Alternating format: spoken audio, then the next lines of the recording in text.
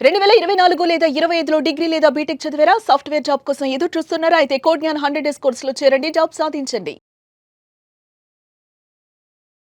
నమస్కారం, welcome to Suman TV. నేను మీ anchor సిరి. కారైనా bike అయినా చలాన ప్రకారంగా వాటి మీద ఉన్న పెండింగ్ కేసెస్ గురించి రీసెంట్ గానే తెలంగాణ హైకోర్టు అయితే ఒక కీలకమైన తీర్పునైతే ఇవ్వడం జరిగింది. సో ఇంతకీ అది ఏంటి, అది మనకి ఏ రకంగా బెనిఫిట్ అవుతుంది, వీటి గురించి క్లియర్ గా ఇన్ఫర్మేషన్ ఇవ్వడానికి మనతో పాటు ఉన్నారు హైకోర్టు అడ్వకేట్ అలగిరి రవీంద్రనాథ్ గారు. అడిగి తెలుసుకునే ప్రయత్నం చేద్దాం. నమస్కారం సార్. నమస్తే అండి సిరి గారు. సార్, రీసెంట్ గా తెలంగాణ హైకోర్టు ఇచ్చిన తీర్పు అంటే వాహనదారులు ఎవరైతే ఉన్నారో వాళ్ళందరికీ కూడా ఒక ఊరట కలిగించే న్యూస్ అని చెప్తూ ఉన్నారు. ఇంతకీ ఆ న్యూస్ ఏంటి, ఎలా మనకి ఉపయోగపడుతుంది అంటారు? ఊరటనివ్వడం అన్నది కరెక్టే, కొంతవరకు సమంజసంగానే ఉంటుంది. కానీ విషయం ఏంటంటే సిరి గారు, ప్రధానంగా మనం రోడ్డు మీద వెళ్ళేటప్పుడు బైక్ కానీ కారు కానీ వెళ్ళేటప్పుడు, ఇది నాకు ప్రత్యక్ష అనుభవం కూడా చాలా సందర్భాల్లో జరిగింది. ఫ్యామిలీతో కారులో వెళ్ళేటప్పుడు లేకపోతే కోర్టుకు వెళ్ళే పని మీద వెళ్ళేటప్పుడు ఏం చేస్తారంటే, సడన్గా అక్కడెక్కడ ఒక ఎస్ఐ జంక్షన్లో పక్కన నిలబడి కానిస్టేబుల్ ముందరకు వచ్చి ఇమీడియట్గా మీ కారు అక్కడ మన వెంటనే కారు చూసి ఆయన అక్కడ సిస్టంలో ఆయన చెక్ చేసి మీ కారు మీద ఒక 5 చలనాలు ఉన్నాయి, పక్కకు రండి అంటాడు. సిగ్నల్ చూస్తేనేమో 30 సెకండ్స్ ఉంటుంది. ఆ 30 సెకండ్స్లో మిడిల్లో ఉన్న కారును తీసుకుని కూడా పక్కకు తీసుకువెళ్తాడు. మనం ఏదో మర్డర్లు చేసేసినట్టుగా, తప్పు చేసి రాబరీ చేసుకుని వెళ్ళిపోయినట్టుగా మన మిగిలిన ఉన్నటువంటి దీంట్లో చాలా ఎంబ్రేసింగ్ సిచ్యువేషన్లో ఫీల్ అవుతుంటాం మనం.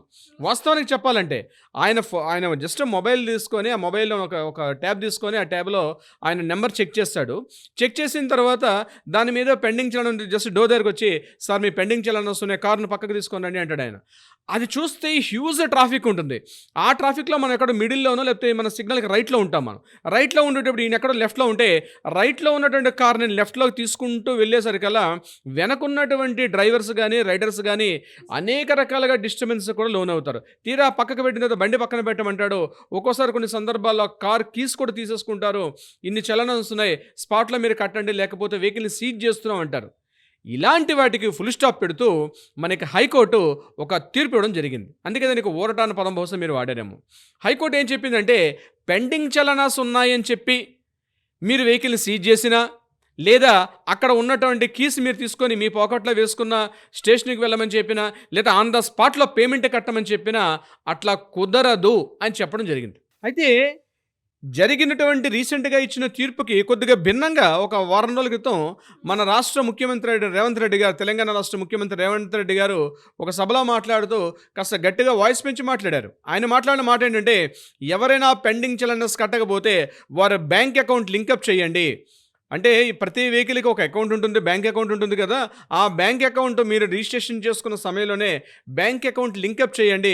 ఆ బ్యాంక్ అకౌంట్లో పొరపాటున వైలేషన్ చేసినట్లయితే, అంటే సిగ్నల్ జంపింగ్ అయినా, రాంగ్ పార్కింగ్ అయినా, ఇలాంటి ఏదైనా సరే ట్రాఫిక్ వైలేషన్స్ ఏమైనా జరిగితే ఇమ్మీడియట్గా వాటిని బ్యాంక్ అకౌంట్లోంచి ఉన్నట్టుగా చేయండి అని చెప్పి అక్కడ రేవంత్ రెడ్డి గారు చెప్పడం జరిగింది. సో ఒక విధంగా చెప్పాలంటే రేవంత్ రెడ్డి గారు, ఇది మీ కొద్దిగా ఇబ్బంది కలిగించే వార్త అని చెప్పుకోవచ్చు. హైకోర్టు ఇచ్చినటువంటి తీర్పు ఏం చెప్తున్నారు, ముఖ్యంగా పెండింగ్ చలనాస్ ఉన్నాయన్నటువంటి ఏకైక నెపం మీద ఎనీ ట్రాఫిక్ ఏ ఉన్నత స్థాయి అధికారైనా సరే, కానిస్టేబుల్ దగ్గర నుంచి ఎస్ఐ దగ్గర నుంచి సిఏ స్థాయి, అంటే ఏ స్థాయి ఉన్నతాధికారైనా కేవలం ట్రాఫిక్లో ఉన్న పెండింగ్ చలనాస్ ఉన్నాయని చెప్పి కేవలం అదే ఒక కారణంతో వెహికల్ని సీజ్ చేయలేరు. ఒకవేళ సీజ్ చేసే ప్రసక్తే ఉంటే తప్పనిసరిగా ఆయన దగ్గర ప్రాపర్ డాక్యుమెంట్స్ లేకపోతే, అంటే డ్రైవింగ్ లైసెన్స్ లేకపోయినా, వెహికల్ ఆర్సీ లేకపోయినా, పొల్యూషన్ లేకపోయినా, ఇతరత్ర ఉన్న ఇన్సూరెన్స్ సర్టిఫికేట్ లేకపోయినా, ఇలాంటి సందర్భాల్లో ప్రాపర్ డాక్యుమెంటేషన్ లేకపోతే మీరు చేయండి తప్పించి, కేవలం పెండింగ్ చలనాస్ కోసం చెప్పి మీ పోలీసులు మీరే రికవరీ ఏజెంట్స్ కాదు అని చెప్పి ఒక ఘాటైన వ్యాఖ్య కూడా చెప్పడం జరిగింది.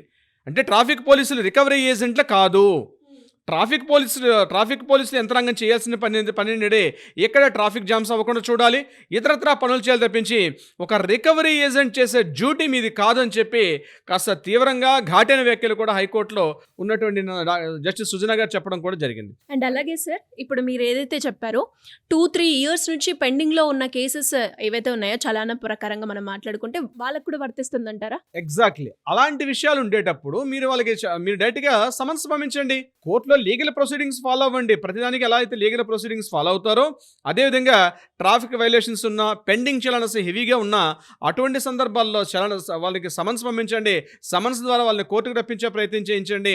అక్కడి నుంచి వాళ్ళని రికవరీగా పనిచేయించని తప్పించి ట్రాఫిక్ కానిస్టేబుల్ వీటి కోసమే పనిచేయడం అనేది సరైనటువంటిది కాదు ముఖ్యంగా. అయితే డాక్యుమెంటేషన్స్ ప్రాపర్గా లేకపోయినా ఇతరత్ర సందర్భాల్లో వాటిని చేయొచ్చు తప్పించి కేవలం పెండింగ్ చలనా లేదని చెప్పి ఒకే ఒక కారణంతో మీరు ఆ వెహికల్స్ని సీజ్ చేసుకునే అధికారం మీకు లేదని చెప్పి చెప్పడం కూడా జరిగింది. ఈ రకంగా చూస్తే కొంతవరకు వెసులుబాటు ఉన్నట్టుగానే జరుగుతుంది. కానీ ఇది ఎలా ఉంటుందంటే శ్రీ గారు, పెండింగ్ చలనాస్ చాలా హెవీగా ఉన్నాయని చెప్పి పక్కన ఆపేసి ఆ ఎంబ్రాసింగ్ సిచ్యుయేషన్ నుంచి చిన్న స్థాయి వ్యక్తుల పెద్ద స్థాయి వ్యక్తులు ఏదో అర్జెన్సీ పని మీద వెళ్తే, హాస్పిటల్ పని మీద కావచ్చు, ఇతరత్ర ఏదైనా ఒక అర్జెన్సీ పని మీద వెళ్తే ఆన్ ద స్పాట్లో కట్టమంటారు. ఆ టైంలో మన పేమెంట్ ఉండొచ్చు, పేమెంట్ ఉండకపోవచ్చు. ప్రతి ఒక్కరం బ్యాంకులో అమౌంట్లు పెట్టుకుని ఉండం కదా. ప్రతి ఒక్కరం కూడా చూడాలని ప్రతిరోజు మన ఆన్లైన్లో చెక్ చేసుకొని నేను ట్రాఫిక్లో వెళ్తున్నాను కాబట్టి నా వెహికల్ మీద ఇన్ని చలనాస్ ఉన్నాయని చెప్పి చెక్ చేసుకోవడం పని ఉండదు కాదు. సో ట్రాఫిక్ వైలేషన్ ఎవరు కావాలని చేసి ఉండరు. కొన్ని సందర్భాల్లో సిగ్నల్ జంపింగ్ కావచ్చు, రాంగ్ పార్కింగ్ కావచ్చు, అర్జెన్సీ మీద వెళ్ళేటప్పుడు పెట్టుకునే సందర్భాల్లో ట్రాఫిక్ వైలేషన్ జరిగింది కరెక్టే. కానీ కేవలం దాన్నే పెద్దగా అదేదో పెద్ద భూతంగా చూపిస్తూ మనం ఏదో దేశద్రోహానికి పాల్పడినట్టుగానో, ఏదో టెర్రరిస్ట్ అనైతిక కార్యకలాపాలకు పారినట్టుగానో మన దేశానికి అంత మోసం చేయలేదు కదా అనే ఉద్దేశంతో ఈ వెసులుబాటుకి ఇలాంటి ఊరట ఇవ్వడం మాత్రం కొంతవరకు హైకోర్టు అంటే ఎప్పుడు కూడా కొంతవరకు ఇలాంటి నిర్ణయాలు, కొంత అనాలోచిత నిర్ణయాలు మన ప్రభుత్వ యంత్రాంగాలు తీసుకునేటప్పుడు హైకోర్టు లేదా అంతకన్నా ఉన్నత స్థాయి సుప్రీంకోర్టులు ఇట్లాంటి విషయాల్లో మాత్రం కొంత చొరవ చూపించి పౌర సమాజానికి భద్రత ఒక్కటే కల్పించాల్సింది. వారికి కావలసినటువంటి సరైనటువంటి రహదారి సౌకర్యాలు కల్పిస్తూ వాళ్ళకి ఈజీగా సివిలేషన్స్కి ప్రాబ్లమ్స్ లేకుండా, పౌరులకి ఎటువంటి లోపం లేకుండా చూడాలి తప్పించి ఒక రికవరీ ఏజెంట్ లాగా మీరు పని చేయొద్దని చెప్పి హైకోర్టు ఏదైతే ఓటంకిస్తూ మాట్లాడడం జరిగిందో చాలా వరకు మనం దీన్ని యాక్సెప్ట్ చేయాల్సిందే. ఖచ్చితంగా దీన్ని మన పోలీస్ మిత్రులు కానీ లేకపోతే మన పోలీస్ సోదరులు కానీ ఖచ్చితంగా దీన్ని అమలుపరచాలి.